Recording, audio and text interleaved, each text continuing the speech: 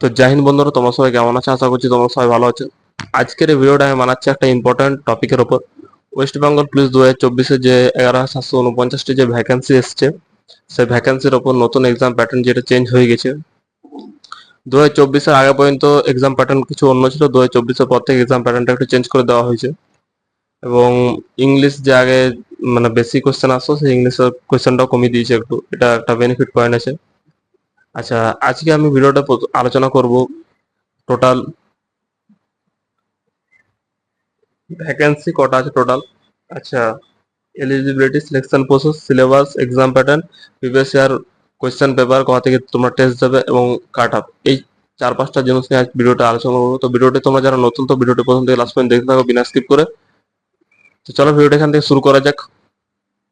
আজকে আমি যে যে বিষয়গুলো নিয়ে আলোচনা করব সেগুলো হচ্ছে টোটাল ভ্যাকেন্সি কত আছে, মেল ও ফিমেল। আচ্ছা, এলিজিবিলিটি কত যোগ্যতা দরকার, তারপর সিলেকশন প্রসেস কি আছে, মানে কি কি প্রক্রিয়া আছে। আচ্ছা, সিলেবাস কি আছে, এক্সাম প্যাটার্ন কি আছে, আর প্রিভিয়াস ইয়ার কোয়েশ্চেন পেপার আর কাট অফ, এই 5-6টা বিষয় নিয়ে আমি আজকে আলোচনা করব। তো ভিডিওটা প্রথম থেকে তোমরা লাস্ট পর্যন্ত বিনা স্কিপ করে দেখতে থাকো। ফার্স্ট, টোটাল ভ্যাকেন্সি হচ্ছে 11,749টি। তার মধ্যে ছেলেদের আছে 8,212টি, মেয়েদের আছে 3,537টি, আর টোটাল হয়ে গেল 11,749টি। আচ্ছা, টোটাল সিলেকশন প্রসেস কি, ফার্স্ট হচ্ছে 2000 মানে 24-এর আগে যে প্যাটার্নটা ছিল সেটা হচ্ছে দুটো এক্সাম নিত, প্রিলি ও মেন্স। প্রিলি এক্সাম হতো 50 নম্বরের জিকে, 25 নম্বর রিজনিং, 25 নম্বর ম্যাথ, 100 নম্বরের প্রিলি এক্সাম হতো। সেটা কোয়ালিফাই করলে একটা কাট আপ বেরোতো, ওইটা কোয়ালিফাই করার পর রানিং হতো। রানিং হওয়ার পর তারপর আবার রানিং পাস করার পর ফির মেন্স এক্সাম হতো। মেন্স হতো 85 নম্বর এক্সাম হতো।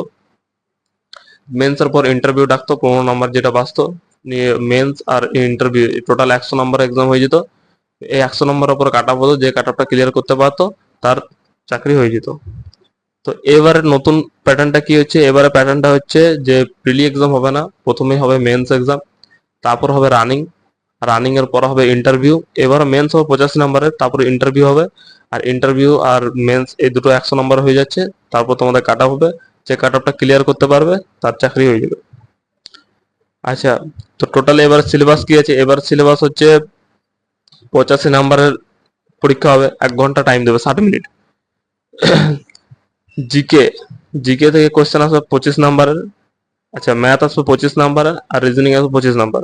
জিকে, ম্যাথ, রিজনিং তিনটা সাবজেক্ট হয়ে গেছে 25-25 নম্বর করে।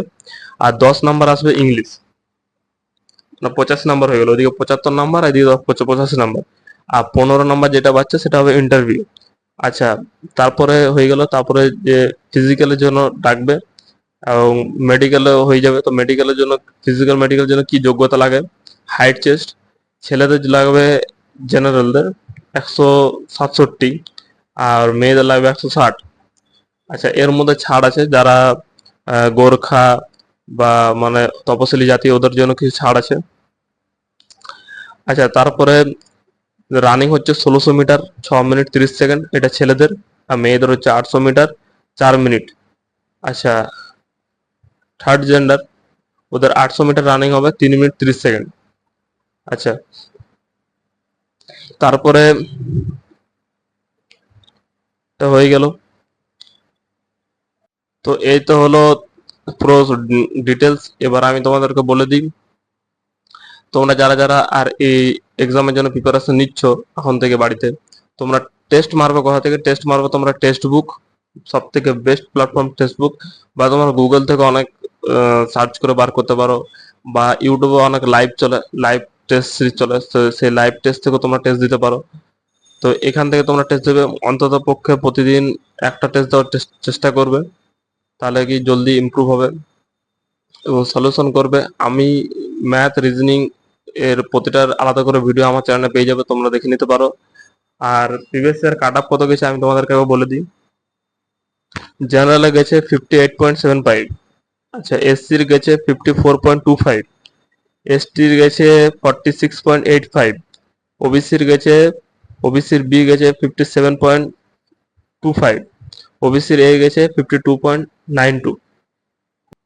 তো এই হলো কাট আপ।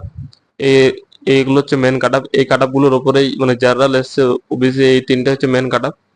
এই কাট আপ গুলোকে মোটামুটি ক্লিয়ার করার চেষ্টা করো। মোটামুটি আমি যে আমার চ্যানেলে যে ভিডিওগুলো পেয়ে যাবে সেগুলো দেখলে মোটামুটি আইডিয়া করতে পারবে যে কিভাবে জলদি স্কোর বাড়ানো যায়।